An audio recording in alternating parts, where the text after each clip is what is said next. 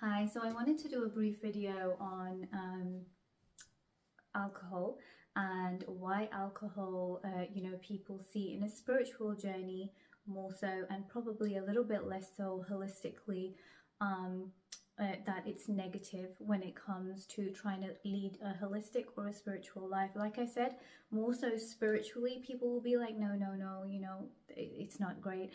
And in regards to holistically, I think it's a little bit sort of like, it's okay, the amount of people that I connect with, that I know. And also it depends on what side of the sort of world you live on as well, because it does change the perspective. But I just want to talk about it and speak of it, openly and overall.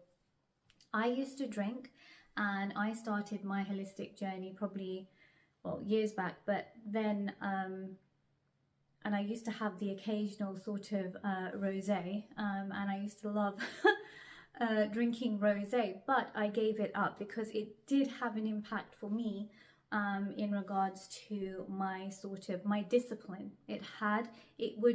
Alcohol would be that thing that even if I just had a couple of glasses of rosé, or maybe even one or two glasses, the next day I would feel, not that I couldn't get out of bed, because I've never got to that stage, but I have got to the stage where, you just feel slower, your senses are a bit more numb and you're just more tired. And it gets in the way of you, one, being disciplined, and two, in regards to your connection as well. Now, the other thing about spirituality is when we are meditating, we are always trying to be in the present, okay? And when your senses are numb and, we're intoxicated with alcohol or whatever else it is that people might do, we basically are not able to connect on that sort of a level, okay? And it's very important to sort of have all of our senses intact in order for us to be able to have that connection, that alignment, and that awareness.